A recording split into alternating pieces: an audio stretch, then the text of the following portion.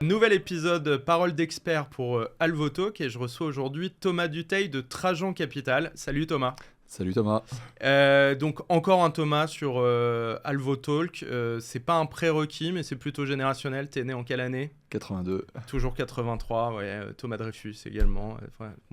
Nos parents c'est étaient pas comme très ça. originaux. Voilà, exactement.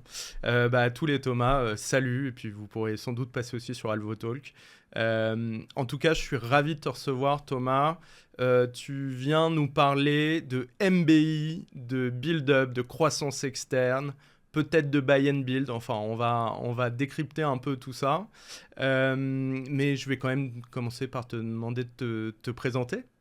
Bonjour à tous, moi je suis Thomas Dutheil, j'ai 41 ans, papa de 3 enfants, et je suis le cofondateur de Trajan. Moi je suis diplômé d'une école de commerce, en sortant d'école j'étais parti à Londres pendant 7 ans, travailler pour un fonds d'investissement, puis je suis rentré à Paris, j'ai travaillé aussi chez un autre leader de l'investissement dans les PME. C'est là où j'ai rencontré mon associé Tanguy Tozina. Et après quelques années, on a décidé de se lancer dans le grand bain de l'entrepreneuriat et de créer Trajan ensemble. Et ça fait 5 ans qu'on en essaye de le développer avec bonheur. Trajan, en 2 mots, c'est aujourd'hui le spécialiste en France des opérations effectivement de transmission, que ce soit des opérations de transmission en MBI, donc où il faut chercher un dirigeant externe, ou des opérations de transmission où on s'appuie sur un dirigeant qui est déjà dans la société, mais qui pas forcément est pas actionnaire et n'a pas forcément les moyens de racheter seul la société. On est parti en fait du constat qu'en France, il y avait plein de très belles PME, avec des très beaux savoir-faire, des business models éprouvés, des clients fidèles, des salariés fidèles, des belles perspectives de développement, mais qui à un moment dans leur vie avaient une problématique, c'est un fondateur qui voulait transmettre la société, transmettre le capital de la société, pour sécuriser, lui, son patrimoine, et puis transmettre les rênes opérationnelles.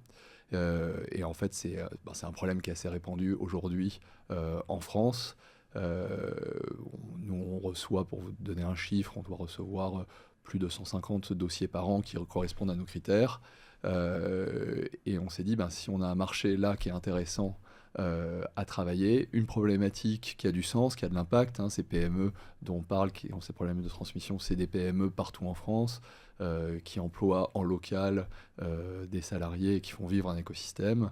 Et donc il y avait une vraie mission pour Trajan, et c'est pour ça qu'on a décidé de se mettre sur ce marché-là. Ouais.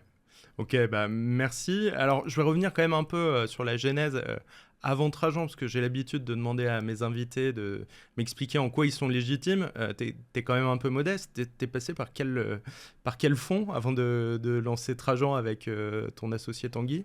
Alors nous, on s'est rencontrés dans un fonds d'investissement qui s'appelle Andera aujourd'hui. Donc historiquement, ça s'appelait Edmond Rothschild Investment Partner, EDRIP. Ça a changé de nom. Aujourd'hui, Andera, c'est un des leaders sur l'investissement PME, ETI.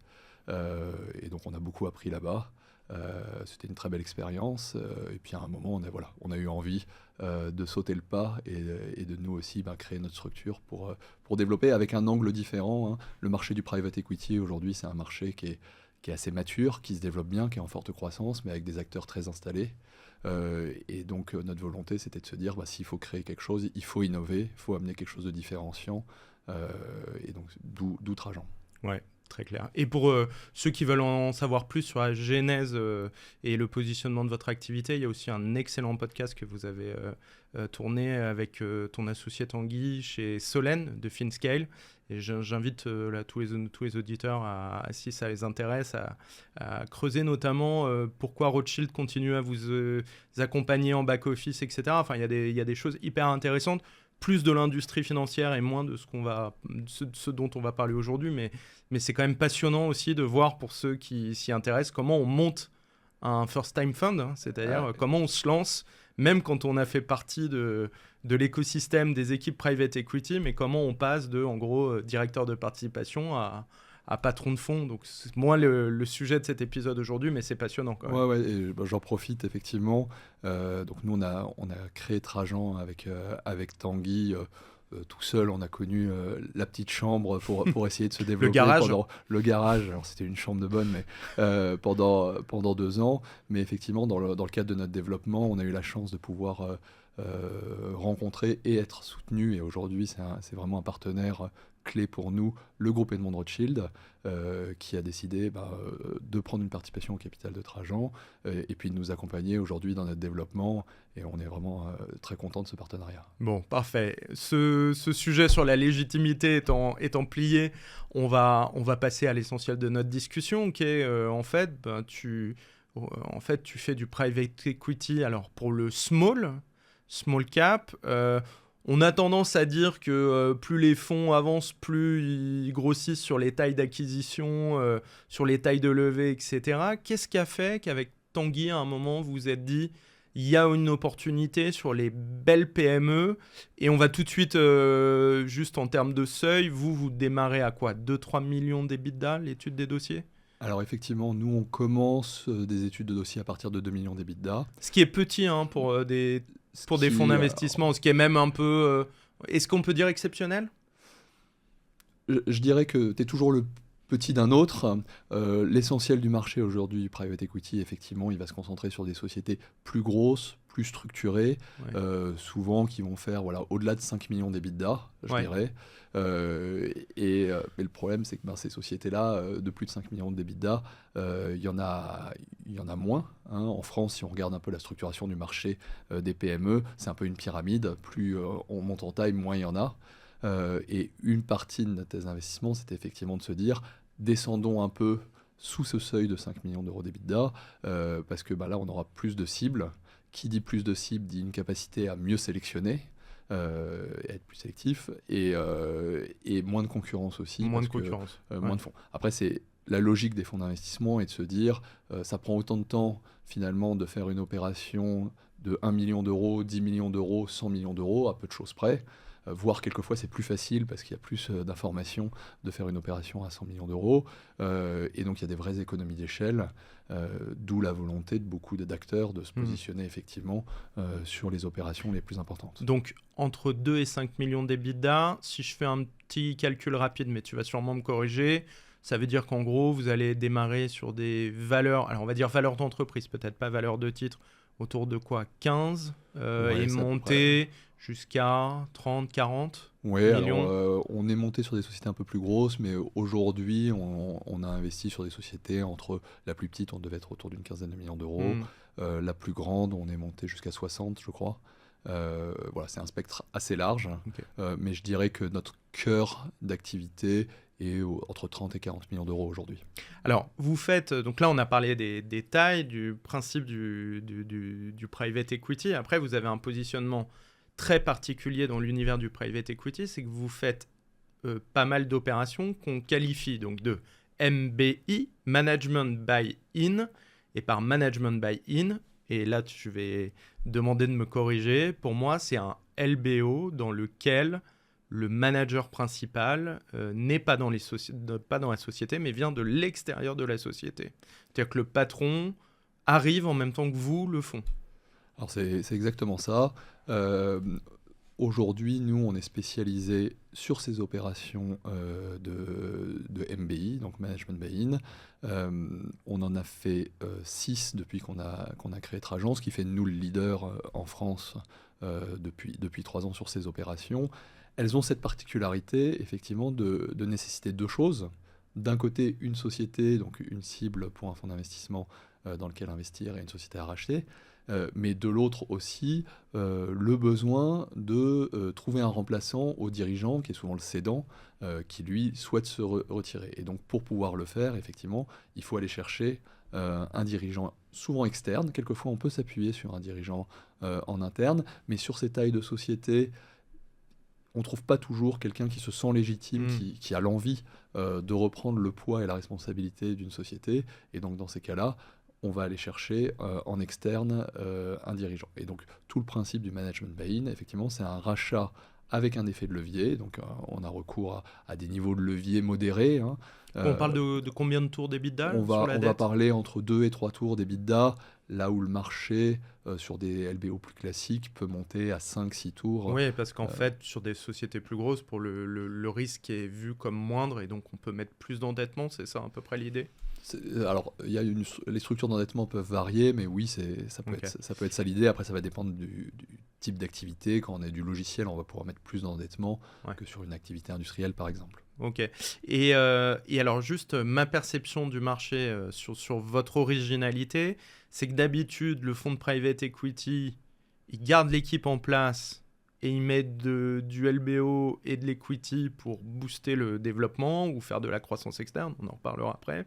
Vous avez une spécificité, c'est que vous prenez à la fois un risque financier dans le financement, dans l'equity que vous allez mettre, dans la dette que vous allez mobiliser, et en plus, vous couplez ça à un risque managérial qui est normalement quelque chose que fuient les fonds de private equity. Est-ce que j'ai résumé un peu la chose? Alors, il y a plusieurs choses dans ce que tu dis. Donc, effectivement, nous, principalement, on cherche des sociétés dont les dirigeants souhaitent partir à la retraite. Voilà, c'est ça notre cœur de marché. Aujourd'hui, en France, il y a plus de 20% des dirigeants qui ont plus de 60 ans.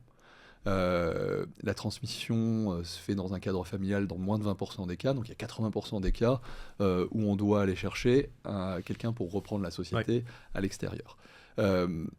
Cette personne, ça peut être un industriel, souvent le concurrent contre lequel ils ont lutté pendant les 10-20 dernières années, donc c'est pas toujours très satisfaisant. Et puis la vente à un industriel, c'est souvent aussi des synergies, donc les équipes dont le dirigeant est proche qui vont devoir partir, c'est le changement d'une culture d'entreprise, on perd l'ADN souvent et l'agilité, la flexibilité qui a fait le succès de cette PME. Donc, et c'est aussi pour ça qu'on a créé Trajan. Ce qu'on estimait, c'est qu'il n'y avait pas forcément, pour les dirigeants qui avaient créé des sociétés qui ont déjà une certaine taille, hein, on parle de sociétés qui ont souvent fait 20 millions de chiffre d'affaires, 3 millions d'EBITDA, c'est déjà un très beau succès. Ces sociétés, en fait, elles sont un peu dans le ventre mou historiquement, elles sont trop grosses pour être rachetées par un particulier ou par les équipes de la société, mais elles sont un peu trop petites d'habitude pour intéresser les fonds d'investissement traditionnels. Donc c'est ce ventre mou que nous, on a décidé d'adresser. On se l'est dit, on a trouvé intéressant parce qu'il y a des très belles sociétés et elles sont très nombreuses, donc ça nous permet de les choisir.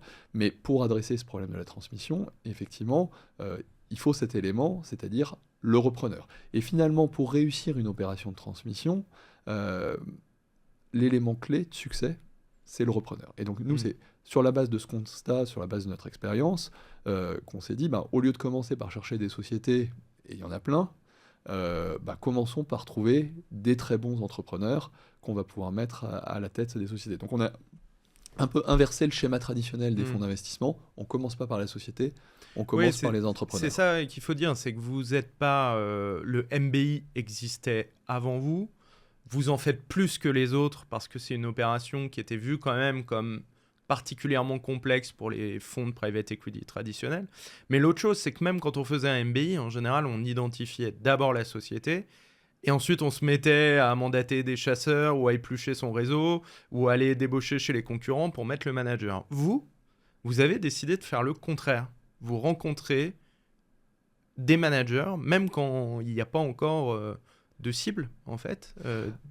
Ouais, exactement. En fait, finalement, peut-être pour revenir sur ton point sur le risque managérial, perçu managérial sur ces opérations dites de MBI, historiquement, effectivement, un fonds qui faisait une opération de MBI trouvait la société lui plaisait, mais il se disait j'ai pas de repreneur, donc il allait chercher dans l'urgence un repreneur en mandatant un chasseur de tête. Ce qui faisait qu'en fait, finalement, tout ça dans un timing assez court, puisqu'il y a l'opération de cession, donc c'est des opérations qui vont s'étaler sur quelques mois. Et donc finalement, quelquefois, il s'associait avec un repreneur qu'il ne connaissait pas vraiment, qu'il allait découvrir pendant le processus. Il avait envie de faire l'opération, donc il avait tendance à fermer un peu les yeux sur certains défauts du repreneur. Et en plus, il allait chercher souvent des repreneurs qui cochaient un peu les cases. J'entends par cocher les cases, si c'était pour reprendre une boîte qui faisait des boulons, il allait chercher un spécialiste du boulon. Or, finalement, Pour nous, le spécialiste du boulon dans un grand groupe, il n'est pas forcément adapté à la société du boulon qui est une PME.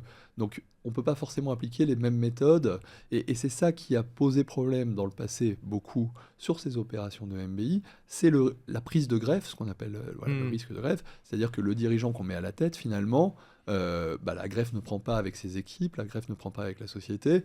Et au lieu de créer de la valeur, il peut avoir tendance à en détruire. Et c'est ça qui a fait qu'il y a plusieurs opérations de transmission qui ont pu, par le passé, mal se passer à cause de ce risque de greffe. Ouais. Et donc nous, fort de ce constat, on a aussi pu constater que les opérations de MBI, pour beaucoup de fonds, c'est ou les meilleurs en termes de performance financière, Ouais. ou les pires. Soit ça a été des cartons. Soit ça a été des cartons, Ouais. Et donc nous, on s'est dit, il y a quand même un marché qui est très intéressant, et toute notre stratégie, elle a consisté à essayer d'avoir une approche de spécialiste pour gommer au maximum les opérations les plus compliquées et essayer de ne garder dans un portefeuille de 10 sociétés les meilleures sociétés. Et en faisant ça, on pense que on va pouvoir, pour nos investisseurs qui nous ont fait confiance, recréer de la valeur. Et donc c'est ça la théorie, je dirais. Et après, on s'est dit, comment on fait pour essayer d'encadrer au mieux ce risque de transmission managériale. Et c'est là où, en fait, l'approche de spécialiste est pour nous nécessaire. Et c'est pour ça qu'on a décidé de commencer par le manager. Parce que nous, on rencontre chaque année, je crois que l'année dernière, on a rencontré 170 candidats à la reprise d'entreprise. Donc que des gens qui nous appellent, qui nous contactent parce qu'ils ont entendu parler de nous. Et au final, on va racheter 2-3 sociétés par an.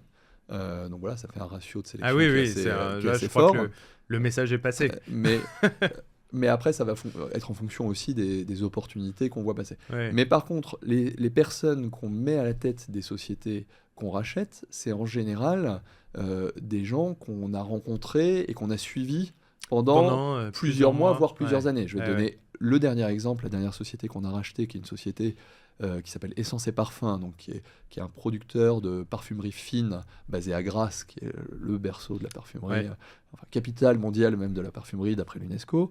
Donc Samuel Després, c'est quelqu'un qu'on connaissait depuis 4 ans.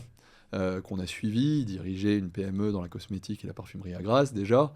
Oui, vous vous rencontrez, il était déjà actionnaire ou il était dirigeant? Non, en fait, Samuel, il dirigeait une autre société. Qui était DG, avec il était DG en tant que salarié. Ça se passait très bien, il avait bien développé la boîte, mais voilà, c'était pas son projet personnel. Son projet personnel, c'était de trouver une société dans laquelle il pourrait investir et dans laquelle il pourrait se projeter à long terme. Donc c'est un vrai projet personnel, la reprise d'entreprise. C'est au-delà d'un job traditionnel. Et donc typiquement, le jour où on a décidé de se positionner sur le rachat de la société Essence et Parfums, Samuel, on le connaissait très bien, on l'avait vu à l'œuvre, on l'avait suivi. Lui nous connaissait aussi très bien, il était en confiance, il connaissait aussi d'autres dirigeants qu'on avait accompagnés. Et donc ce qui fait qu'en fait, ça nous permet d'avancer, nous, en pleine confiance. Et donc là, on peut décider vite. Et donc là, on peut décider vite. Et puis, on peut aussi aller rencontrer un cédant avec une solution clé en main pour lui. Parce que le cédant, il a 2 sujets. 1, il veut sécuriser son patrimoine. Mais 2, il veut savoir aussi qui va reprendre sa société. Et finalement, c'est aussi important. Bien entendu que le chèque est important, mais souvent, il y a beaucoup d'affect sur ces PME. C'est le dernier enfant de la famille. Un entrepreneur, il met beaucoup d'énergie pour développer sa société, beaucoup de son temps. Et donc, il n'y a rien de pire pour lui que de se dire qu'il va vendre sa société et puis qu'elle va péricliter après. Donc, ils sont très attachés à ça.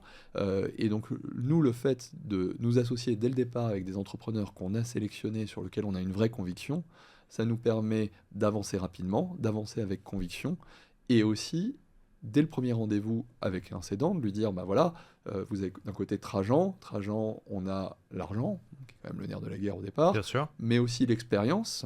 On a déjà fait X opérations. On a fait X opérations, on est un partenaire de référence aujourd'hui et un partenaire de confiance sur votre opération de transmission.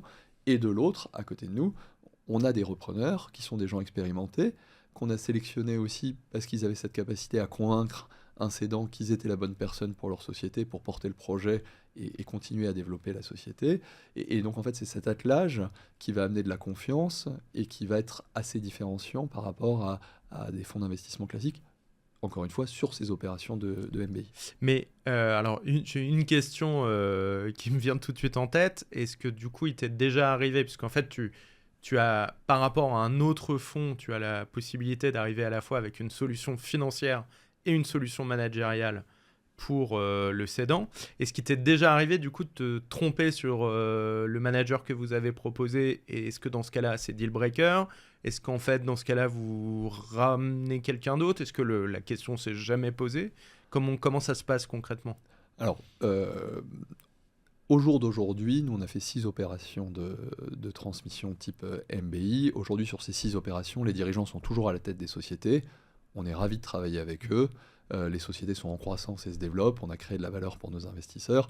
Donc on n'a pas eu, Et même au ce niveau cas. prise de contact avec le cédant, parce que là tu me parles Alors, post-opération, voilà, exactement. mais Donc, dans le... je dirais que ce qu'on a démontré, il me semble, c'est que par ces 6 opérations en 3 ans, qui se passent toutes bien et avec des dirigeants, Ouais. l'approche de dire je commence par le dirigeant, je l'accompagne pendant une durée en moyenne qui va être de 18 mois, et donc on va apprendre à se connaître, ce qui fait que moi je peux le jour, je dirais qu'il y a la rencontre, les fiançailles, Ouais. et puis le mariage, c'est le jour où on investit. Ouais. Le jour du mariage, j'ai quand même un vécu opérationnel et puis aussi un partage de valeurs avec ces repreneurs. C'est dans les deux sens, hein, à la fois de notre côté, mais aussi du côté du repreneur. Ce qui fait que le jour où on les met à la tête, on pense, nous, que cette approche, elle permet de limiter très fortement, en tout cas sur les 6 premières opérations, ce risque de transmission. Après, il y a un deuxième point que tu évoquais, c'est qu'effectivement, il y a toute cette période de rencontres, fiançailles jusqu'au mariage. Et il y a effectivement des cas où des champions du monde de l'entretien, on en connaît tous, qui sont très bons sur quelques petits échanges, mais en fait, quand on les voit travailler, il leur manque quelquefois la niaque, il leur manque quelquefois la capacité à convaincre un dirigeant et à avoir cette capacité de conviction pour convaincre le dirigeant qu'il est la bonne personne. Et donc ça, c'est des éléments clés, parce que même si vous êtes très bon, si vous n'arrivez pas à convaincre un cédant que vous êtes la bonne personne pour reprendre sa boîte et à créer de la confiance, en fait, on n'arrivera pas à faire d'opération. Et je le dis avec un peu d'humilité, nous, toutes nos opérations, nos 6 opérations de transmission, c'est pas Tanguy, c'est pas Thomas, c'est pas notre équipe chez Trajan qui avons gagné les opérations, c'est toujours nos entrepreneurs qui ont su créer un lien important avec les cédants et les convaincre qu'ils avaient le bon projet pour leur société. Ouais. Moi, j'ai l'habitude de dire que c'est des deals à hauteur d'hommes ou de femmes, hein. C'est avant tout des rencontres d'entrepreneurs. Évidemment, il y a des gros sujets financiers. Sur les tailles de deals sur lesquels tu es, c'est clair qu'on va parler de plusieurs millions, plusieurs dizaines de millions. Donc, on ne peut pas faire semblant que ça n'existe pas. Mais à la fin, s'il n'y a pas cette rencontre, il y a 10 000 raisons pour lesquelles l'opération peut sauter. Il faut qu'à un moment, tout le monde se fasse confiance. Et ça, c'est une rencontre humaine, finalement. Ouais, c'est ce qui fait le plaisir de notre marché. C'est ce qui fait le plaisir, nous, au quotidien, quand on accompagne les dirigeants. Nous, il nous est arrivé sur des opérations que le cédant choisisse notre projet et notre entrepreneur à un prix inférieur à l'offre d'un concurrent industriel. Ouais. Voilà. Ah ouais, ça va jusque-là. Ouais, il y a des études là-dessus qui montrent que jusqu'à 10-15% sur de l'affect, tu peux créer. Beaucoup, c'est pas, alors c'est jusqu'à après. Mais c'est pas la majorité des cas. Mais ce qu'on voit, c'est que nous, on a des entrepreneurs qui décident de ne pas céder leur société à leurs concurrents. Voilà, ils ne veulent pas vendre à un concurrent étranger. Ils ne veulent pas vendre à l'industriel contre lequel ils se sont battus. Et donc c'est là où je pense que l'approche Trajan a tout son sens. C'est de dire on pérennise l'indépendance, on pérennise votre société, on pérennise vos équipes et on pérennise cette culture qu'ils ont su créer. Donc ça c'est quand même pour nous le nerf de la guerre. Et effectivement, ces opérations sur ces PME, ce qui est probablement moins vrai sur des opérations plus grande, il y a toujours une part d'affect qui va rentrer en compte dans la décision finale. Alors, dans ce que tu m'expliques, il y a quelques semaines, je recevais Thomas Dreyfus de Relevia, qui est donc un search fund. Si vous ne l'avez pas écouté, je vous invite à aller écouter, découvrir ce que Thomas a fait, un autre Thomas donc. Mais en gros, du coup, ta perception de la différence entre ce que fait un search fund et ce que tu fais toi en tant que spécialiste du MBI, où est-ce que tu vois les différences, j'ai l'impression que sur ce que j'appelle le marketing cédant, c'est-à-dire la volonté pour le cédant de proposer une solution qui soit à la fois financière, managériale, ça a l'air de se ressembler, mais qu'est-ce qu'il peut y avoir comme différence concrètement entre le MBI, donc, qui est foncièrement une opération de private equity, et le search fund? Alors, c'est des modèles qui peuvent être assez proches, hein, puisque dans les deux cas, on parle de transmission. Et finalement, un search fund, souvent, il remplace un fondateur. Bien sûr. Donc, un le search porteur fund, du search fund est le manager qui va prendre la place. Ouais. Donc, un search fund, d'une certaine manière, c'est une opération aussi de MBI. Ouais. Souvent, les search funds mettent aussi un peu d'effet de levier. Donc, il y a de l'effet de levier, il y a une transmission managériale. Par rapport à la définition qu'on donnait tout à l'heure, on est sur une opération de MBI. Donc nous, le modèle de Search Fund, on le connaît bien parce qu'on s'en est fortement inspiré il y a 5 ans quand on a créé Trajan. C'est un modèle qui a fait ses preuves effectivement sur le marché américain, qui est beaucoup plus récent en Europe, voire en France, donc il y a beaucoup moins de recul là. Ouais, Thomas Dreyfus parlait moins d'une vingtaine d'équipes. Hein. D'équipes, ouais. Et d'opérations, la question c'est au moment du débouclage de l'opération, savoir si on a pu créer de la valeur au final pour les gens qui ont fait confiance à ces searchers. Donc le modèle des search funds, c'est un modèle éprouvé, c'est un modèle qui est très bon, et nous en fait on a passé du temps à l'étudier. Et je dirais qu'on l'a adapté au marché français. Okay. Qu'est-ce que dit le modèle des search funds? Alors, je ne vais pas refaire l'épisode sur les search funds, mais pour nous, ce qu'on a retenu de la leçon des search funds, c'est que l'élément clé, c'était l'entrepreneur. Hein. Les investisseurs commencent par parier sur l'entrepreneur, et c'est exactement ce que nous on fait. Le deuxième élément clé, c'est toute cette période de recherche, parce qu'il faut être résilient, hein, c'est pas facile. Et donc, c'est toute cette période de recherche pendant laquelle on va apprendre à connaître l'entrepreneur et à se forger une conviction sur lui, et ça, c'est très important pour nous. Et puis, le troisième élément clé du Search Fund, je dirais que c'est la capacité à mettre à la tête d'une PME souvent un dirigeant un peu surcalibré, c'est-à-dire souvent aux États-Unis, c'est des gens qui sortaient d'Harvard, de Stanford, de MBA comme ça, des gens d'habitude qui ne vont pas prendre la tête de PME. Et là, on mettait ce type de profil à la tête de ces PME. On en faisait des entrepreneurs en leur donnant une belle carotte pour si jamais ils développaient la société. Et ça fait des très belles histoires. Et donc, nous, finalement, ce qu'on a retenu, ces trois piliers du Search Fund.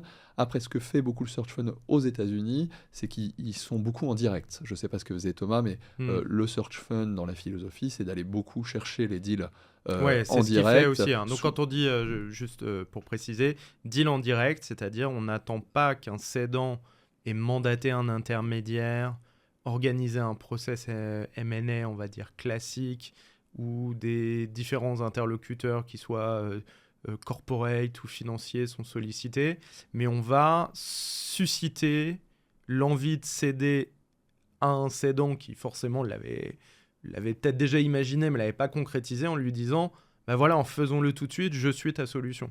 Exactement. Donc c'est effectivement direct, c'est non intermédiaire. Non intermédiaire. Et donc ça fait partie effectivement de la thèse assez forte du Search Fund. Nous, comment on a fait évoluer le modèle chez Trajan par rapport à ce modèle des Search Funds? On s'est dit, il y a le financement. Un searcher, il passe beaucoup de temps à aller lever de l'argent. Il va chercher auprès de beaucoup de personnes différentes. Nous, ce qu'on s'est dit, c'est que finalement, on peut, moi, mon métier, c'est pas de diriger une PME, je ne sais pas le faire.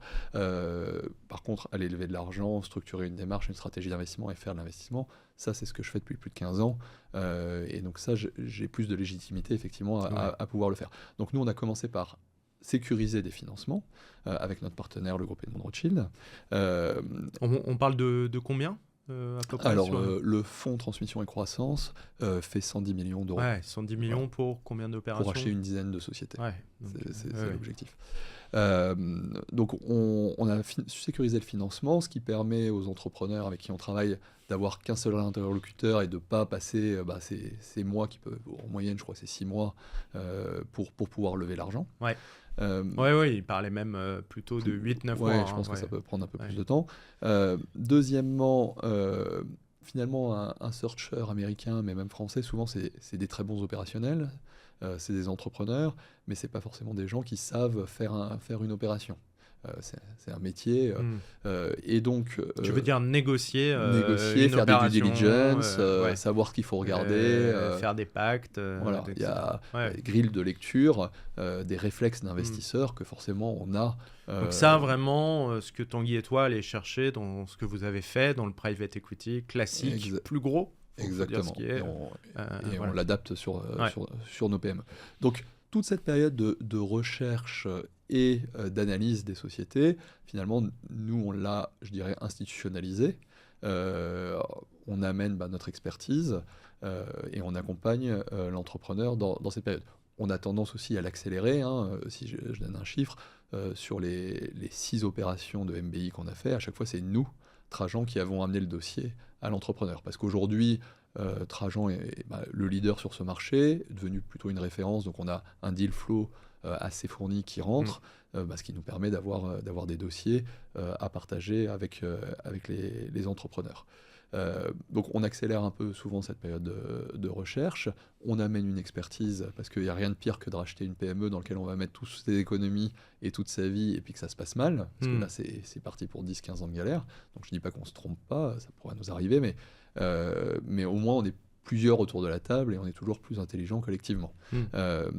Et puis, nous, on va avoir une approche un peu différente des chercheurs. Nous, on accepte et on va même se positionner sur des opérations qui sont plutôt des opérations intermédiaires. Pourquoi ça ? Déjà, il faut avoir en tête, et je pense que ça peut être une difficulté de certains searchers qui cherchent des sociétés à reprendre, c'est que le marché français est beaucoup plus intermédiaire que le marché américain. Le marché américain, il est très gros. Les intermédiaires se positionnent sur des deals plus gros. Et donc, il y a tout un panel, un segment de marché qui n'est pas adressé par les intermédiaires. Alors là, je fais juste une parenthèse parce que nous, chez Alvo, on dit qu'il faut rendre le marché small cap intermédiaire, intermédiable, et que le problème, c'est qu'il n'est pas intermédiaire. Et en fait, juste pour être très clair, on ne parle pas de la même taille de deal. Effectivement, sur les deals, on va dire au-dessus de 10 ou de 15 millions de valo, c'est très bien intermédiaire aujourd'hui en France. Exact. C'est en fait sur des segments en dessous, c'est-à-dire même en dessous des 2 millions d'EBITDA dont tu nous parlais, que les vrais problèmes d'intermédiation, et c'est là où Alvo se positionne, mais je te rejoins à 100% sur, en fait, quand on commence à regarder au-dessus de 2 millions d'EBITDA, là, il y a des boutiques M&A, tu disais parfois même des banquiers, sans qu'ils soient banquiers d'affaires, des banquiers qui travaillent pour trouver des solutions pour leurs clients. Je dirais qu'à partir d'1,5 million d'EBITDA, les conseils peuvent bien gagner leur vie, et donc ils commencent à avoir. Et ça, c'est une différence fondamentale avec le marché américain, où là, nous, des intermédiaires à partir d'opérations autour de 10 millions d'euros, il y en a beaucoup.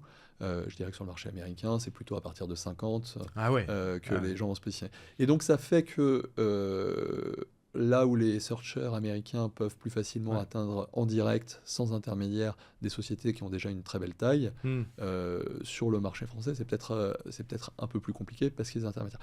Et nous, finalement, et c'est aussi lié à notre statut d'investisseur, mais on ne rejette pas du tout le côté intermédiaire des opérations, parce que ce qui compte au final, c'est de racheter une belle société, un beau savoir-faire, et de faire une belle opération.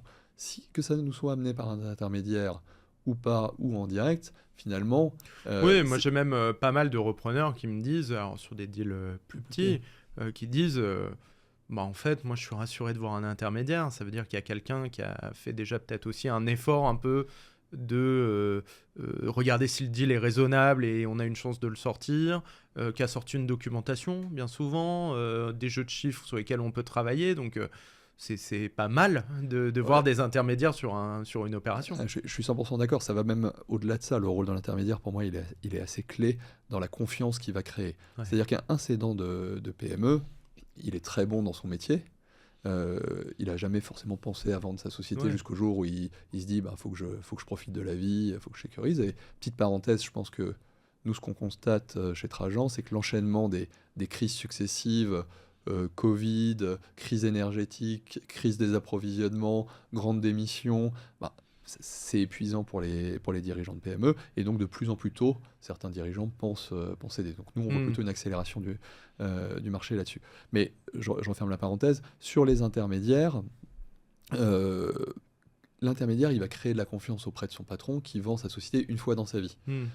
Et donc, en fait, quand nous, on arrive, on a l'habitude, je te donne un exemple, on fait tout notre processus de due diligence, on est d'accord sur le prix, et puis là, on lui dit, bon, bah voilà, on va vous demander de signer ce qu'on appelle une garantie d'actif passif, qui est un document assez classique. Complètement classique, mais un dirigeant, et nous, ça nous est arrivé, c'est pour ça que je le dis, un dirigeant de PME, il dit, mais c'est quoi cette horreur? C'est vrai que c'est un document juridique un peu absent. Moi, jamais, vous me prenez... Donc, avoir quelqu'un qui lui explique que c'est normal, et voilà, et qui rétablit de la confiance, pour nous, c'est très important. Le rôle de l'intermédiaire, c'est de faire monter le prix, c'est normal, mais je préfère finalement peut-être payer un petit peu plus cher, mais être sûr qu'on va avoir une opération bien encadrée, en confiance, et qu'on va aller au bout, plutôt que passer beaucoup de temps à taper aux portes. Le jour où j'ai le dirigeant, comme tu l'as dit, il n'est pas forcément cédant tout de suite, donc ça peut prendre un an. Puis au bout d'un an, quelquefois, il va avoir des attentes de valorisation qui peuvent être très élevées, ou pas. Bon, on ne sait jamais ce qui peut en sortir, donc ça peut être un problème. Deuxième problème, il peut décider de se faire accompagner, et donc on revient à la case départ. Et puis petit à petit, le processus en fait en direct pour nous semble, et c'est pour ça que j'ai beaucoup de respect pour les search funds qui arrivent à racheter ces sociétés en direct, parce qu'il y a un énorme travail. Ouais, même si on disait en préparant cet épisode, de plus en plus les search funds n'ont pas d'a priori sur le fait qu'un dossier soit intermédiaire ou pas, mais c'est vrai que Thomas Dreyfus nous le racontait, il envoie près de 1000 courriers par mois à des dirigeants potentiels. Voilà. Et c'est là peut-être où notre approche, et c'est ce qu'on a voulu, je te parlais d'institutionnalisation tout à l'heure, de la démarche des search funds, ce qu'on a voulu nous créer, c'est que finalement quand tu as un intermédiaire, il veut être sûr que pour son client, il est quelqu'un en face de sérieux, qui ait l'argent, qui sache faire. Voilà. Et donc, en fait, souvent, nous, on a le fait d'avoir déjà fait cette opération, d'avoir l'argent sécurisé, d'avoir l'entrepreneur avec lequel on s'est mis d'accord, apporte des garanties très importantes. Non, mais c'est clair. En tout cas, merci d'avoir donné ton point sur MBI versus... pas MBI, mais MBI Private Equity à la Trajan versus Search Fund. Après, bon, chacun se fera aussi son opinion. Il y a plein de vertus. Alors, avant, parce que je voudrais qu'on passe aussi un peu de temps sur le build-up, la croissance externe. Mais avant, j'ai quand même une question, et tu sais, c'est la mission d'Alvo, c'est que nous, on veut déverrouiller ce marché de la cession reprise. On parle, te concernant, d'opérations qui démarrent plutôt à 2 millions d'EBITDA. Et c'est vrai que nous, on a en fait plusieurs sous-segments dans ce qu'on appelle le small cap. Alors, il y a pour nous le 0 à 1 million de valo, qui est vraiment ce qu'on appelle ETS, c'est-à-dire Entrepreneurship Through Acquisition, qui est vraiment le royaume du repreneur individuel. Et puis, on a ce ventre mou. Alors, toi, tu dis le ventre mou. Voilà, on est toujours le ventre mou, le petit de quelqu'un, tu disais tout à l'heure. Mais qu'est-ce qui se passe entre 300 000 d'EBITDA et 2 millions d'EBITDA? C'est encore un autre segment de marché où, malheureusement, il n'y a pas assez d'intermédiaires. Et notre conviction, c'est qu'il faut qu'il y en ait beaucoup plus. Mais je vais quand même te poser cette question que j'ai posée aussi à Thomas Dreyfus. Vous faites des choses extraordinaires chez Trajan, j'en suis le témoin, je ne vais pas dire tous les jours, mais on se voit assez régulièrement. Beaucoup. C'est vraiment le MBI 5 étoiles, tu l'as dit tout à l'heure, 170 managers rencontrés par an pour 3 opérations. Enfin, on est sur de l'orfèvrerie. Thomas Dreyfus me dit... Il y a 20 ou 10 équipes ou 20 équipes de search fund en France, c'est formidable, ça se développe. Bon, allez, mettons que tout le monde cartonne tout. On en fait 20 en search fund. Trajan, je vous le souhaite, sort 5, allez, même 10 deals par an. Et à côté de ça, on a des milliers de boîtes à vendre. Moi, j'ai une frustration et j'aimerais bien la partager avec toi. Et peut-être que comment on fait pour faire ce que vous faites et qui est génial, toi, Thomas Dreyfus, d'autres qu'on pourrait citer, mais comment on le fait à l'échelle? Parce que là, on est en train de parler d'histoires qui sont superbes, de deals qui créent de la valeur pour absolument tout le monde, cédants, investisseurs, repreneurs. parfait, mais comment on fait ça, mais x10, x100? Parce que c'est un peu l'enjeu quand même. Ah ouais, c'est une Et c'est problématique. pas une critique, hein, Non, c'est non, mais bien vraiment... sûr. C'est, enfin, l'enjeu de la transmission des PME en France et même en Europe, c'est un enjeu majeur pour l'économie. Ouais. Parce qu'on parle de réindustrialisation, mais en fait, s'il n'y a pas des PME pour faire de la maintenance, apporter du service, pour créer de l'emploi. Il n'y a que les PME françaises qui créent de l'emploi en France. Exactement. Donc je pense que c'est un enjeu qui doit être pris, et je pense qu'il y a quelques initiatives qui sont prises autour de ça. Je pense que l'initiative d'Alvo là-dessus y participe. Nous, à notre petite échelle, on essaye aussi d'y participer. Mais l'enjeu, il est majeur, et il faut effectivement essayer de trouver des solutions. Je pense que la difficulté d'arriver à la porter à l'échelle, c'est qu'en fait, il y a beaucoup d'humains finalement dans ce type d'opération, et donc qui dit humain dit difficulté d'automatiser les relations, les process. Donc je pense que ce que vous faites vous chez Alvo, vous essayez d'automatiser tout ce qui peut l'être, et puis après il y a une dernière couche qui est un peu l'humain. Bien sûr. Et ça, la difficulté, c'est qu'en fait, pour qu'il y ait de l'humain et de l'expertise, faut qu'il y ait des gens qui puissent gagner leur vie sur ce type d'opérations beaucoup plus petites. Et pour arriver à gagner sa vie sur des opérations beaucoup plus petites, c'est pas toujours évident. Et je pense que c'est ça qui crée. Et donc aujourd'hui, moi, il peut y avoir, je pense que votre initiative, elle permet de gagner beaucoup de temps et d'augmenter les chances de succès. Et puis après, il peut y avoir, je sais que d'un point de vue étatique, il peut y avoir aussi des pistes de réflexion pour essayer d'aider, d'accompagner. Les chambres de commerce travaillent beaucoup là-dessus. Tout à fait. On a pas mal échangé avec la BPI qui a beaucoup mis le poids depuis l'origine de sa création sur justement la création d'entreprises. Et là, on a enfin des messages clairs qui disent reprendre, c'est aussi entreprendre. Et bon, je sais que tu as un avis assez clair là-dessus, mais je pense qu'on a tous vu les dérives de certaines formes de création d'entreprises autour des startups, etc. Et c'est vrai que là, le balancier, et nous, c'est un thème qui nous est cher, c'est que le repreneuriat doit avoir beaucoup plus de visibilité dans l'espace public. Ouais, je pense que c'est très bien d'investir effectivement dans les startups. Et il faut. Après, c'est une histoire effectivement d'équilibre, exactement. Et je pense que le monde de la PME et de la reprise doit être accompagné. Et tous les efforts qu'on a pu pour aider des startups à se développer, il n'y a pas de raison. Et je pense qu'on devrait faire les mêmes efforts pour aider les PME à se transmettre et pour promouvoir le reprenariat. Donc moi, je suis effectivement très content de voir que depuis quelques années, on voit que ça progresse. La création d'Alvo est un parfait exemple de se dire il y a une prise de conscience de ce problème il faut qu'il y ait des gens brillants qui aillent adresser le problème et qui trouvent des solutions entrepreneuriales pour accompagner. Alors, on va parler un peu build-up maintenant, donc croissance externe. Alors, vous faites l'opération, vous devenez donc actionnaire majoritaire de la société, vous mettez un nouveau dirigeant que vous avez choisi, que vous connaissez à la tête de l'entreprise. Je fais une parenthèse. En général, le cédant va rester actionnaire. C'est quelque chose qui est important pour vous, 20%. Oui, exactement. C'est très important pour nous d'aligner les intérêts. Finalement, en tant qu'investisseur financier, nous, on accompagne, mais ce n'est pas nous qui allons gérer les opérations.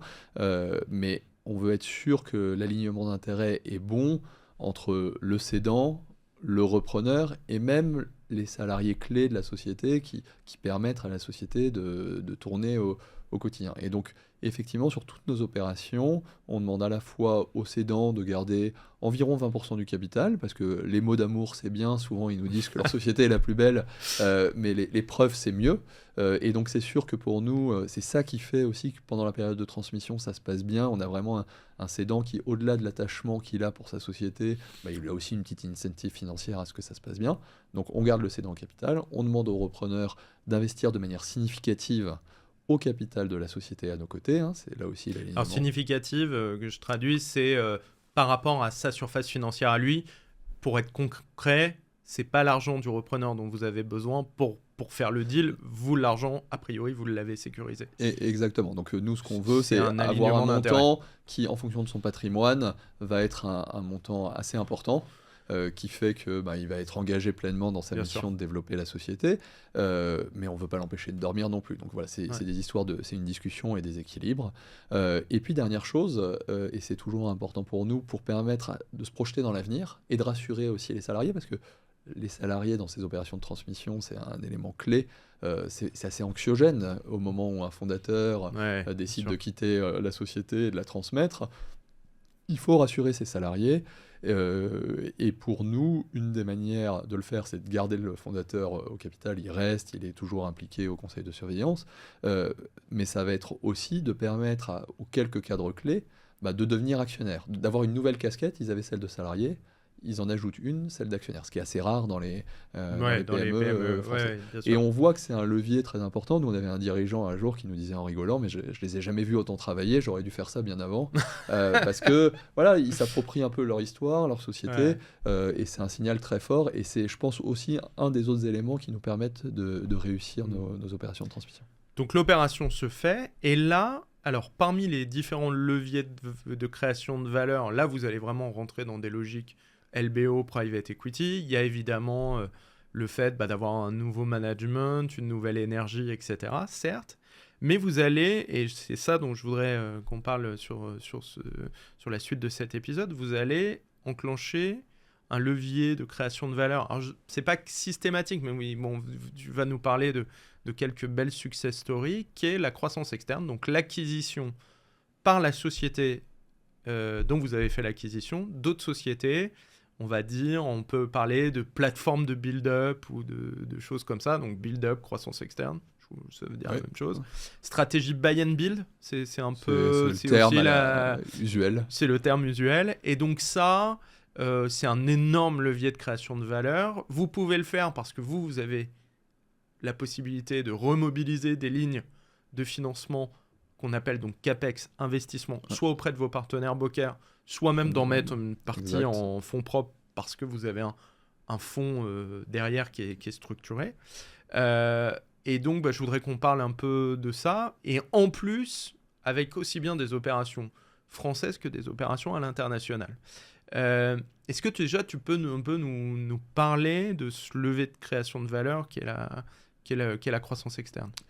Alors, c'est effectivement des leviers de création de valeur qu'on essaye d'utiliser quand c'est possible. Toutes les sociétés, tous les marchés ne le permettent pas.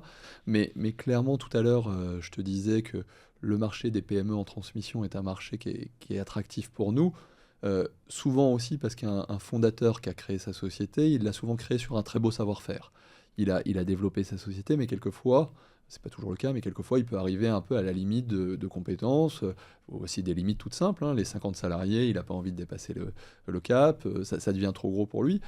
Et donc, pour nous, il y a plein de choses qu'on peut faire. Il y a financiariser un peu la société, il y a digitaliser un peu la société, il y a l'internationaliser, et ce dernier levier de création de valeur que tu évoques, qui est celui de la croissance externe. Et c'est un levier, effectivement, utilisé fréquemment par les fonds d'investissement et sur lequel nous, on travaille très régulièrement quand la société évolue dans un marché que je qualifierais de fragmenté, c'est-à-dire avec des opportunités de rachat. Donc le principe, c'est de se dire qu'à partir du moment où on a une société qui est bien ancrée, qui va être un des leaders sur son marché, on va la structurer. La structurer, ça veut dire quoi ? Ça veut dire recruter un directeur des ressources humaines, un directeur financier, quelquefois un directeur des opérations, un directeur marketing. Voilà. Dans toutes nos sociétés, on a pu renforcer les postes. Et le fait de renforcer cette société permet en fait à la société de se développer sur un périmètre plus grand. Et on va pouvoir mutualiser un peu les compétences et les ressources qu'on a ajoutées à la société. Et pour les mutualiser, l'opération de croissance externe permet de le faire. C'est-à-dire qu'une société qui va faire 10 millions d'euros de chiffre d'affaires, elle n'a pas forcément les moyens financiers et ni le besoin d'avoir un directeur financier plein temps.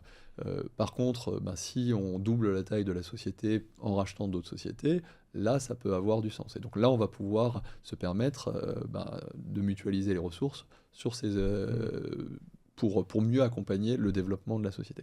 Donc nous, les opérations de croissance externe, on essaie de les faire. On a effectivement aujourd'hui, sur les 7 opérations qu'on accompagne, il y a déjà 3 sociétés sur lesquelles on a fait des opérations de croissance externe. Je peux prendre l'exemple d'AB Process, qui était notre premier investissement. Dont vous êtes sorti, en plus. Alors on est resté au capital, c'est juste qu'on a fait rentrer un nouvel actionnaire. Un nouvel actionnaire. Typiquement parce que on avait donc AB Process Ingénierie, c'est une société qui fait de la robotisation de chaînes de production, notamment pour l'agroalimentaire sur la fin de ligne. Donc c'est quoi? Concrètement, c'est des sociétés qui historiquement avaient des gens qui mettaient dans des sachets, dans des cartons, sur des palettes, des produits. C'est des tâches très répétitives, on a du mal à embaucher et tout ça se robotise très fortement. Et donc AB Process accompagne ses clients là-dessus. C'est une société qui est basée dans le Finistère en Bretagne. Et donc on avait repris cette société aux côtés d'un entrepreneur qui s'appelle Brian Boulanger, qu'on avait accompagné. Et cette société, on lui a permis de plus de doubler de taille, à la fois en croissance organique et grâce à 2 acquisitions. 2 acquisitions. Et juste pour comprendre à peu près les ratios d'acquisition, quand vous rachetez la société, ça fait à peu près combien de CA? C'était une société qui faisait une dizaine de millions d'euros de chiffre d'affaires. Ouais, et les acquisitions, les deux, on faisait quelle taille? C'est des opérations qui nous ont amené 2 millions et 4 millions de chiffre d'affaires supplémentaires. Donc 20, un peu moins de 20%, puis après 30% de CA. Ouais, exactement. Et la société, en quelques années, grâce à de la croissance organique, parce qu'on avait structuré et ses opérations de croissance externe, a doublé de CA, c'est ça, a fait plus que doubler de chiffre d'affaires en 3 ans. Et à ce moment-là, nous, on avait renforcé effectivement la société et on avait investi. Et le dirigeant souhaitait continuer ces opérations de croissance externe pour créer un groupe sur la robotique. Et donc, on est allé chercher un nouveau partenaire qui est rentré à nos côtés, alors qu'a pris la majorité. Va, a priori, continuer la croissance ces externe. opérations de croissance externe, cette stratégie de buy and build que tu évoquais. Ouais. Et mieux encore, parce qu'il y a une idée assez répandue sur le marché, et qui est d'ailleurs concrètement, factuellement assez vraie, c'est que le cross-border, donc l'acquisition à entre 2 pays différents, entre la société qui achète et la société achetée, donc c'est pour ça qu'on dit cross-border à l'intérieur à travers la frontière, on dit que le cross-border small cap n'existe pas, et pourtant vous avez montré sur une autre participation qu'on peut faire des acquisitions de, entre guillemets, petite taille à l'étranger. Alors effectivement, nous, c'est des ce qui est quand même très rare. Hein. Oui, c'est assez rare, sauf à aller chercher un savoir-faire, une expertise. Nous, dans le cas que tu évoques, donc c'est la société Adfinitas. Adfinitas, c'est aujourd'hui un leader sur la communication, marketing digital pour tout le secteur associatif, les charities, les ONG. Adfinitas est leader aujourd'hui en France, est leader reconnu. On a repris cette société avec Déborah Berger, qui en a pris la tête avec un grand talent. Et effectivement, l'objectif, c'était de passer d'un leader français à un leader plus européen. Et dans le cadre de notre accompagnement, on avait identifié, alors on était déjà présent en Allemagne, et on a identifié un acteur en Autriche qui était le leader sur le marché autrichien. Mais comment tu fais pour savoir qu'il y a une boîte autrichienne à racheter ? C'est quoi? Il y a un intermédiaire qui t'a dit... Non, alors dans le cas présent, c'est pas un intermédiaire, c'est parce que le fait d'être leader et de rencontrer les concurrents au final sur d'autres marchés, qui sont pas vraiment des concurrents parce que chacun a son marché, mais on se connaît parce que c'est un marché... Puis Allemagne, Autriche, on va parler d'art. Exactement, et donc dans ce cas-là, c'est le dirigeant de la filiale allemande qui vous a sollicité, qui connaissait le dirigeant de cette société, qui nous en a dit le plus grand bien, et on est allé rencontrer ce dirigeant avec le dirigeant allemand, et ce qui nous a permis de faire l'opération. Mais on est d'accord, ça reste extrêmement rare que des belles PME fassent des deals cross-border, ou tu en as vu toi En fait, souvent on part à l'international une fois qu'on a atteint une taille critique. Donc Adfinitas était déjà international puisqu'on était Il y avait leader déjà en France et Allemagne. il y avait C'est Allemagne. ça. On a ouvert la Belgique, enfin Déborah a ouvert la Belgique. Et là, Ouais, il y avait clairement un donc ADN, il y a un ADN international. C'est pas effectivement la croissance externe à l'international. Il faut avoir atteint une certaine taille, il faut avoir un certain niveau de structuration dans la société pour pouvoir commencer à le faire. Alors moi j'ai eu la chance de participer au Big, l'événement organisé par BPI France, je crois que c'était en octobre dernier, justement une conférence sur la croissance internationale. Est-ce que toi tu vois vraiment un changement de dimension, c'est-à-dire quand tu parlais de Déborah qui ouvre la Belgique, une acquisition en Autriche, tu vois la boîte changer. Bon, elle était déjà franco-allemande. Enfin, comment tu le vois, toi? Tu vois que ça change tout? Au contraire, business as usual? Alors, non, c'est déjà l'objectif de ces opérations. Il est déjà de pouvoir souvent accompagner des clients qu'on accompagne en France et qu'on va pouvoir suivre à l'international. Donc je dirais qu'il y a un premier objectif qui est business, qui est de développement et qui est aussi chez tes clients. Il y a beaucoup de grands groupes qui veulent limiter leur nombre de partenaires, qui veulent des partenaires plus solides. Et c'est vrai que pouvoir les accompagner à l'international sur d'autres marchés, c'est une forme de barrière. Ça crée une forme de barrière. Stickiness, on dit dans le SaaS, c'est-à-dire... comment on peut traduire ça d'ailleurs? Le côté collant, adhérence, on a du mal à se débarrasser du prestataire. En tout cas, ça peut te permettre de devenir partenaire de confiance de ces grands groupes. Donc je dirais que ça c'est le premier aspect, qui est un aspect business.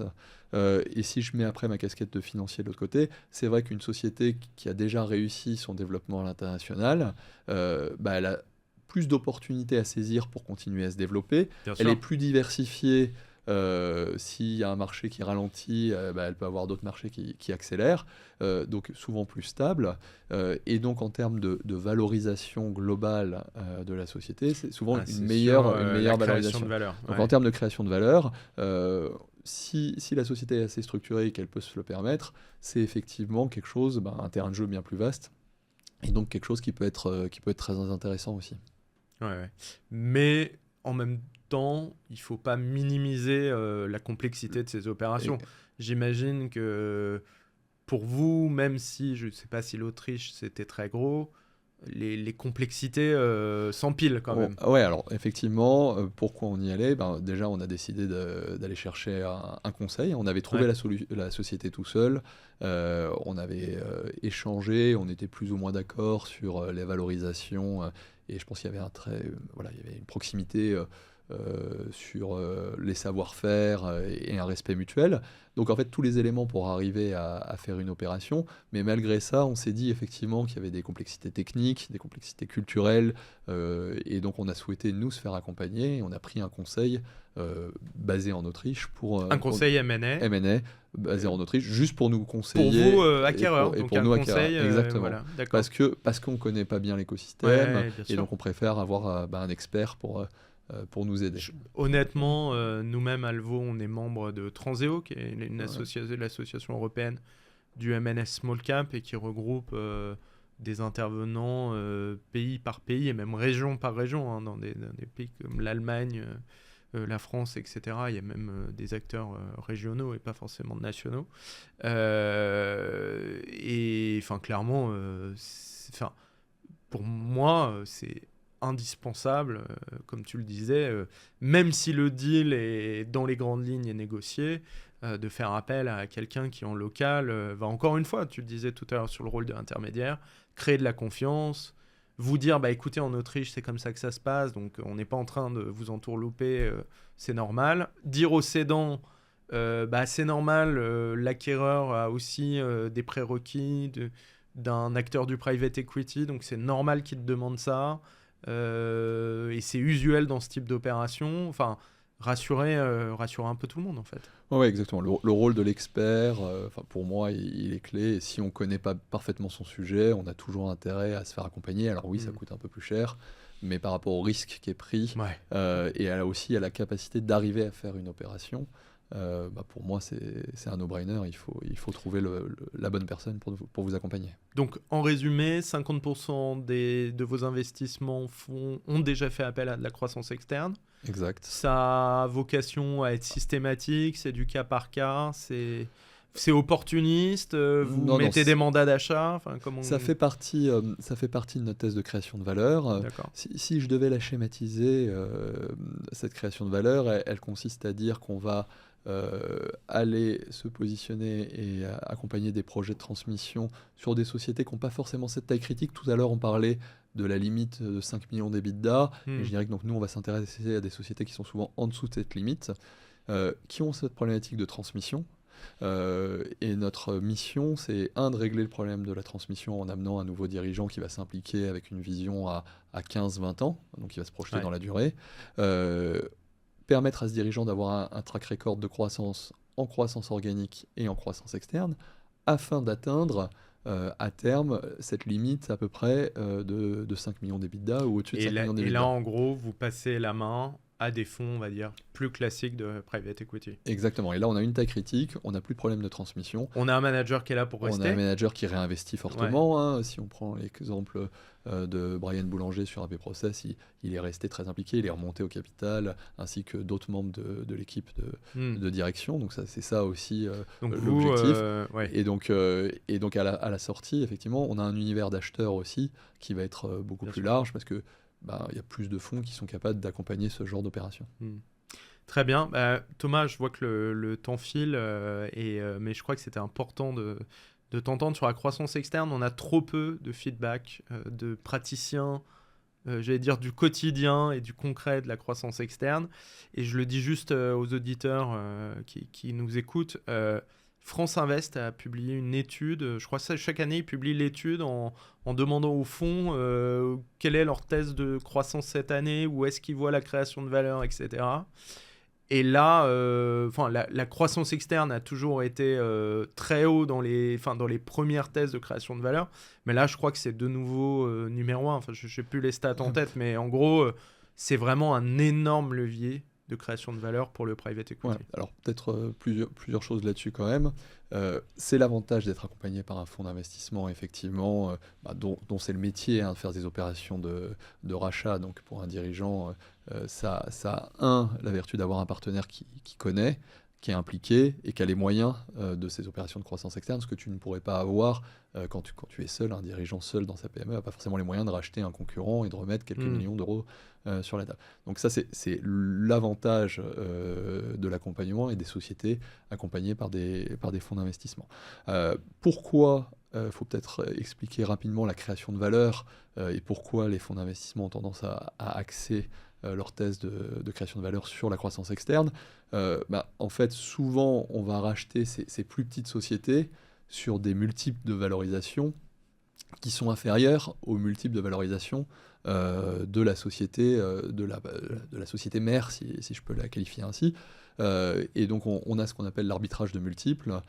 Si vous avez une société qui vaut 8 fois l'EBITDA, que vous rachetez une société qui en vaut 4 ou 6, vous créez forcément, en l'intégrant, l'ensemble vaut toujours 8 et vous créez de la valeur. Attention à la qualité de l'intégration, parce que ça, sur le papier, c'est magnifique. Évidemment, si on intègre mal, c'est un enfer. Et c'était mon dernier point, c'est que sur le papier, c'est magique. Mais le dernier point, c'est l'exécution, la capacité d'intégration. Et donc, quelquefois, mieux vaut ne pas faire la croissance externe que faire une croissance externe qui se passe mal, parce qu'après, ça prend tout le temps et l'énergie de l'équipe de direction. Voire ça détruit de la valeur. Ça peut détruire la valeur. Et quelquefois, vaut mieux avoir une équipe de management focus sur la croissance organique plutôt que se disperser sur des opérations de croissance externe. Super. Écoute, merci Thomas pour toutes ces explications. Je pense qu'on pourrait continuer, mais voilà, le temps tourne. Est-ce que, par rapport à tous les sujets qu'on a abordés, tu as des ressources à nous conseiller, des livres, des choses que tu as bien aimées, des podcasts, enfin voilà. Est-ce qu'il y a des choses qui t'ont inspiré dernièrement ? C'est un peu le paradoxe, parce qu'on a parlé beaucoup de reprise d'entreprise, de transmission, et et autant je peux te citer 15 livres sur la création d'entreprise, Bien sûr. parce que, et sur la transmission d'entreprise, je serais bien incapable de donner un livre. Alors, Donc, il y en il y a en a peut-être. il y a Buy and Build qui m'avait été D'accord. recommandé, que j'ai lu un peu en travers, mais qui est pas mal. Et en même temps, bon, je pense que c'est quand même plutôt pour ceux qui démarrent. C'est vrai qu'il n'y a pas le côté un peu ceinture noire, quoi. Voilà. Alors Thomas, je te voilà. donne l'idée, si jamais tu veux Ouais, écrire bah, ce livre de les référence, nuits et le week-end. n'hésite pas. Non, c'est clair. C'est un super constat que tu fais. Je m'étais jamais fait la remarque, mais oui, on ne fait pas assez de place à la reprise d'entreprise, c'est clair. Et des inspirations? Est-ce qu'il y a des gens ou des aventures qui t'ont particulièrement marqué? Alors, ouais, je peux peut-être en citer une. Quand on a décidé de lancer Trajan avec Tanguy, comme je te l'ai dit, on s'est inspiré, on a beaucoup étudié le modèle des search funds. Et puis un jour, on a rencontré un investisseur, on lui présentait notre approche et il nous a dit: Ah, vous faites comme Alpine. Alors, il a dit: Bah, on ne connaît pas Alpine, qui c'est? Ah ben c'est un fonds d'investissement américain qui lui aussi dit que c'est l'humain qui fait la différence au final, et donc à tout. Je crois que leur stratégie c'est people first. Il y en a beaucoup qui le disent, mais il y en a peu qui le font. Alors j'ai l'impression qu'Alpine le fait un peu plus que les autres. Voilà. En tout cas, ils ont déposé la marque, je crois. Et Alpine en fait a eu un développement en fait très très rapide, hein, alors, à l'américaine, je dirais, puisqu'aujourd'hui je crois qu'ils ont levé un fonds qui fait 3 milliards de dollars, et ils en sont à leur 8e en 15 ans. Donc je pense pas qu'on tout le mal que je te souhaite, cette ambition, mais c'est un exemple. On regarde, les Américains sont très forts en marketing. Ouais, on regarde belle aventure industrielle, en tout cas. C'est une superbe aventure. C'est des très beaux projets, et donc tu me demandais une source d'inspiration, c'est vrai qu'on s'en inspire un peu. Si on veut te contacter, Thomas, ou ton associé Tanguy, sur LinkedIn, je pense que c'est ça le plus simple. Donc Tanguy Tozina, Thomas Dutheil. Je suis désolé, je réponds pas toujours tout de suite, mais j'essaye de répondre à chaque fois. Voilà, Trajan, c'est Trajan, c'est bien ça, capital. Exactement. Voilà. Je pense que vous l'avez compris, hein, on a affaire vraiment au top du private equity, du MBI. Plein de choses intéressantes. On est passé vite sur les success stories, mais quand même, AB Process, c'est combien de temps entre l'entrée et l'arrivée d'un nouveau fonds? C'est 1 an et demi? 2 ans? 3 ans. 3 ans, ah oui. Il faut quand même le temps de structurer, mais AB Process, donc effectivement, qui était une des premières sociétés qu'on a accompagnées. En 3 ans, le chiffre d'affaires a fait x2,5, donc en croissance organique et en croissance externe. Et donc, d'où la volonté du dirigeant de faire rentrer un nouvel investisseur pour l'accompagner sur la prochaine phase. Et nous, on est ravis de continuer à accompagner cette société, plutôt en tant qu'investisseur minoritaire cette fois-ci. Mais notre but, c'est d'être au début de toutes ces belles aventures et de permettre à des dirigeants de reprendre le contrôle progressivement de leur société. Ouais. Voilà, plein de success stories passées et à venir. Enfin, c'est tout le mal que je te souhaite à toi et à Tanguy. Merci beaucoup, Thomas, d'être venu sur Alvo Talk. Et puis, moi, je vous dis à très vite pour des nouveaux épisodes de Paroles d'experts, des témoignages cédants et des témoignages repreneurs. Vous verrez sur Alvo Talk plusieurs formats d'épisodes. Et j'espère que vous apprendrez plein de choses. Et je vous souhaite une très bonne journée. À plus, salut. Merci beaucoup, Thomas.